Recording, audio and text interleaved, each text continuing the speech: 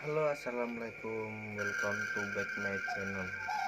Saya Rudi Wijayanto dan bersama Mas Jundi, temen lama. Kita udah sekitar 3 tahun nggak ketemu karena ada kesibukan kerja sendiri lah. Saya kerja di Jakarta ya, karena ini Lebaran kan saya pulang kampung ya, ketemu Mas Jundi ya. Ini waktu tepat jam berapa ini? Mas coba pinjam jamnya bentar Mas. Pukul waktu berapa biar permisa pada lihat. Iya, mana nih? Kelihatan. Nah, pukul 01.49 di dini hari.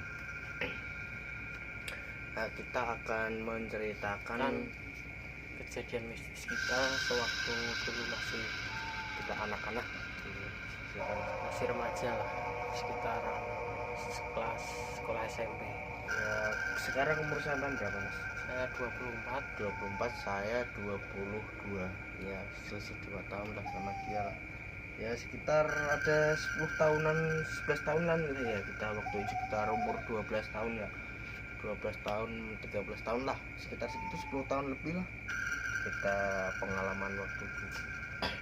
Monggo Mas Jundi yang pernah ngalamin dulunya gimana pengalaman, lihat penampakan apa, monggo diceritakan dengan permisa. Oke, jadi waktu itu kita lagi main petak umpet, jadi semacam antara polisi-polisian dan maling. Jadi misalnya kalau malingnya 5, polisinya juga 5.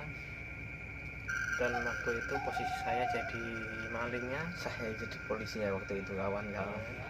terus kan waktu itu malam-malam, makanya sekitar jam 10-an lah. Ya kalau kita habis main kayak gitu ya, habis sholat isya lah kita terus kumpul main gitu. Terus kan waktu itu posisinya jadi maling. Coba Mas diceritain dulu permainannya itu gimana, aturannya gimana. Jadi itu antara polisi dan malingnya tuh selisihnya sama 5 orang. Jadi yang 5 jadi maling dan 5-nya jadi polisi. Terus cara mainnya tuh yang malingnya itu dibiarkan untuk ngumpet dulu sekitar jarak 1 kilometeran lah, atau berapa, atau 1 menit gitu, dibiarkan mencari tempat untuk bersembunyi. Nah setelah itu giliran polisinya itu mencari di mana maling itu bersembunyi.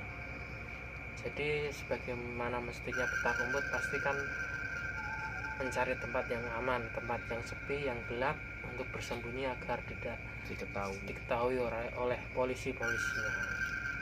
Jadi pas waktu itu tuh sebenarnya awalnya tuh ngumpetnya di pinggir jalan gede, itu berlima, sekitar 5 orang, kita 5 orang. Terus karena tempatnya tuh di pinggir jalan ngumpetnya, jadi polisinya gampang mencari. Terus kan ketahuan yang 4 orang ini nggak bisa lari, yang bisa lari cuma saya. Itu saya lari terus ada 2 orang yang mengejar. Karena nggak kekejar, terus saya ke ganggang lah kalau nggak salah itu. Mas coba bentar dulu, kayaknya itu waktu itu yang ngejar tuh kayaknya saya salah, kalau nggak salah tuh saya sama temen saya satu. Iya, itu Temen satu ya, sekarang orang yang jenggotan itu, si iya. Jepri. Ya, Kan ya, sekarang yang kerja kan sama itu. Nah, kita kejar, tahu hilang kemana, ketangkep. tapi di situ kan ada sebuah rumah. Ceritanya itu rumah itu bangunan usam gimana, lama nggak ditempatin, orangnya di Jakarta udah lama nggak pulang kan, rumah itu kosong. Ya bagus, cuman nggak ditidurin. Nah di situ kan di tengah-tengah rumah itu ada jalan sekitar 1 meter lah, lebarnya 1 meter, panjangnya rumah itu ya dari jalan raya, dari jalan gang biasa itu ada sekitar 30 meter ada kayaknya ya. Ya, sekitar Sekitar 30 30 meter. Saya udah nggak berani sama teman saya 2 orang itu mengejar ini, teman saya ini nggak berani. Waktu itu kan saya kan udah ngomong, Sip jangan ke situ. Kenapa? Itu kan rumah kan kosong, angker juga ya kan. Udahlah nggak usah dicari, cari tempat lain aja, kita lihat belakangnya apa gimana, kita tinggal aja. Waktu itu sudah saya tinggal kan, dia udah langsung lanjut sendiri. Coba cerita mas, saya pergi Oke, soalnya. jadi waktu itu kan saya dikejar 2 orang tapi nggak ketangkep kan. Terus Karena bakatnya saya maling. berusaha gimana caranya biar bisa aman. Terus saya itu ada kepikiran buat kelewat gang ini. Jadi gang ini tuh gelap dan nggak ada penerangannya, nggak ada lampu. Iya bener itu waktu itu. Jadi tuh ini rumah yang satu rumahnya kosong, udah lama nggak ditempatin. Terus yang sebelahnya lagi tuh rumahnya kalau nggak salah dulu tuh mantan dukun ya. Iya. Ntar kapan-kapan ya lu siang kita bisa liatin kepada Nisa tempat yang waktu itu dia lihat, bisa kita liatin. Oke, terus kan pas waktu itu saya putusin buat lewat jalan ini karena besar kemungkinan itu polisinya pasti nggak berani lewat sini. Terus kan saya lewat sekitar jarak mungkin 10 meteran lah, kelihatan sosok itu kayak nenek-nenek, tapi itu kelihatan nyata sekali. Terus kan saya dekatin, saya berusaha untuk bertanya, kalau nggak salah tuh begini tanyanya pakai bahasa Jawa, "Mbah, arep nanti peteng-peteng mbah?" Terus dia tuh nggak ada jawaban dan mukanya tuh tetap menunduk dan kelihatan pucat pasi gitu lah. Terus sekitar beberapa detik tuh baru ngeh ternyata daerah situ tuh nggak ada nenek-nenek. Saya merinding bener nih, sumpah geng. Kalau dipikir-pikir kan seorang nenek-nenek nggak bakalan berani, nggak bakalan bisa ngelihat dah di dalam kegelapan itu. Saya saja yang masih remaja dulu jarak pandang cuma sekitar 5 meter. 10 meter. Iya sekitar segitu. Terus kan baru ngeh kalau itu ternyata tuh bukan manusia. Terus saya tuh berusaha untuk teriak tuh kayak nggak bisa. Terus saya berusaha lari balik badan kan, sekitar mungkin 15 meteran itu ada rumah lagi itu. Saya mau berusaha untuk ngomong tetap aja nggak bisa, teriak pun nggak bisa ya? Teriak nggak bisa, tapi bisa ngomong secara normal lagi tuh setelah sekitar 10 menitan lah. Saya temuin teman-teman saya yang jadi polisi dan teman maling saya yang udah ketangkep tadi, ketemuin di base camp. Terus saya ceritain itu semuanya tapi pada nggak percaya itu. Terus habis itu saya putuskan untuk pulang dan teman-teman saya yang lain tetap melanjutkan permainan. Ya itu dia cerita kayak gitu. Kita yang 9 orang itu nggak kan ya kayak gimana ya, nggak percaya apa gimana kan, cara hal mistis kayak gitu kan. Ya biarin dia memutuskan dia pulang, ya udah biar pulang, kita melanjutkan permainan lagi. Yang 4 jadi polisi, yang 5 jadi maling dan dia gitu ceritanya. Dan setelah kejadian malam itu saya paginya langsung sakit kayak panas dingin itu selama kurang lebih 1 mingguan, dan itu baru sembuh sekitar 5 hari, itu baru sembuh, baru bisa masuk sekolah lagi. Dan itu selama 5 hari terus saya tidur kayak ada gangguan mistis dalam tidur saya. Tapi itu mas, itu masih kebayang-bayang gini mas setelah melihat sosok itu, penampakan itu, masnya pulang.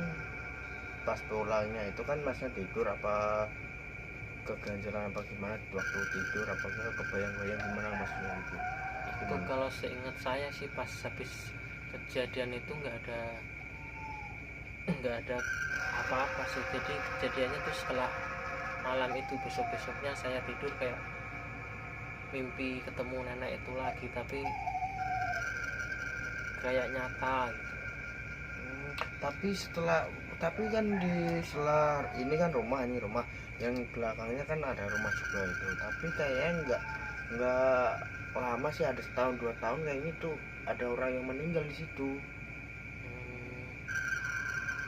Iya sih. Apa ya kita kan namanya kan nggak tahu kan namanya manusia kan, ya nggak tahu, namanya juga jin setan kan bisa menjelma jadi siapapun. Kita kan jadi cuma manusia kan nggak tahu. Jadi sekarang silahkan untuk Mas Rudi menjelaskan, untuk menceritakan kepada kita semua kejadian mistis di masa kecil Mas Rudi yang telah dialami sewaktu dulu. Jadi Rudi, Mas Rudi pernah mengalami hal mistis semacam apa? Apakah pernah diganggu genderuwo kah atau kuntilanak? Apa ya, kalau saya sih namanya mistis tuh ya percaya ya enggak, ya percaya ya enggak, ya gimana, tapi cuman ya berani-berani aja. Cuman ya emang kalau orang-orang ngomong hal mistis itu ya gini-gini, ya saya kayak percaya ya kayak enggak, ya kayak 50 setengah lah. Jadi ya kalau diri saya sendiri yakin saya sama mistis tuh nggak percaya aslinya, tapi lama kelamaan ya saya merasakan sendiri. Kalau dulu tuh ceritanya ceritanya tuh gini, kak, saya kan orangnya ya kayak takut, penakut, cuman ya setengah penakut setengah berani. Nah itu rumah saya kan sebelahnya kan ada kayak pohon-pohon bambu gitu, pohon-pohon bambu banyak lah pohon bambunya, sampai jalan itu ketutup pohon bambu itu. Nah pohon bambu itu kan, jalan itu kan tikungan sebelahan rumah saya, tikungan pas ada kayak tempat apa namanya, kalau itu biasanya kalau jembatan, teman, jembatannya kecil, ada tempat duduknya gitu. Oh, semacam semen yang ditumbuk-tumbuk. Ya itu bangunan goblok. Ya intinya kayak tengah-tengah jalan sini ada tempat buat duduknya gitu, buat pembatasnya itu kan. Nah Jadi kejadian mistis apa yang dialami saya itu ya kayak genderuwo kayak apa kan nggak tahu ya kan, tapi di pohon itu tuh. Jadi sosoknya seperti apa? Apakah gelap, tinggi, Sosok atau itu tuh gini mas, sosok itu tuh kan di pohon. Saya waktu itu ingetnya sih, saya inget juga di pohon itu, di pohon apa namanya, pohon bambu itu kan melambai ke bawah, iya, ke tengah-tengah jalan, ya bergelantungan. bergelantungan di tengah-tengah jalan. Nah saya kan berjalan itu sendiri pulang, sekitar waktu itu saya SMP kelas 2 atau kelas 1 itu. Saya lewat situ pulang sekitar jam setengah satu kalau nggak salah. Setengah satu malam. Setengah satu malam saya pulang dari rumah kawan, habis main saya pulang, saya lewat situ, padahal nggak ada angin tuh. Waktu malam itu angin pun nggak ada, sedikit pun nggak ada angin. Nah, tapi pas waktu saya mau lewat ada angin kencang, bus, ya, bus. Cuman pohon satu doang, pohon bambu doang yang bergerak-gerak. Cuman pohon satu bambu doang. Yang lain di sini ada pohon jambu, ada pohon pisang, nggak ada yang bergerak, cuman pohon bambu. Nah pohon bambu itu bergelantungan ke tengah, ada sosok hitam, dari ujung kepala sampai ujung kaki, pokoknya hitam soalnya merinding cuma ini berdana cuma bener ini.